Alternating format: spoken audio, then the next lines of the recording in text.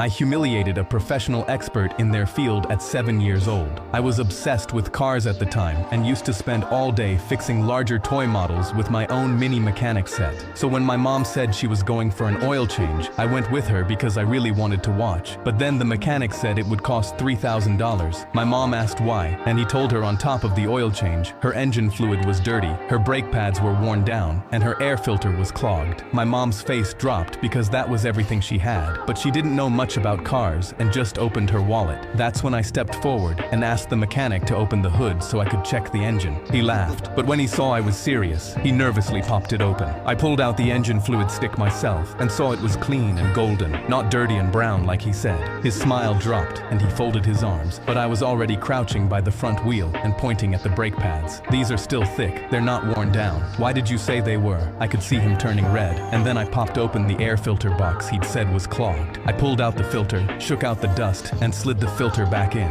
I turned to the mechanic and said, that wasn't clogged. Even if it was, it took me 60 seconds. You should know how to do this. By now, the other mechanics in the shop were watching, and the owner had walked out from the back office. My mom looked at me with pride, and I turned to the mechanic and asked him why he lied to my mom and tried to charge her $3,000 when she just came in for an oil change. He went pale. He either had to admit he knew less about cars than a 7-year-old, or admit he tried to scam a struggling single mother. He muttered, I just looked wrong, and walked away. But the owner stopped him and requested his uniform. My mom got in the car, but then the owner tapped me on the shoulder and asked if I wanted to do the oil change myself. I'll supervise, but you clearly know enough. That afternoon, I changed my mom's oil, and she didn't pay a cent.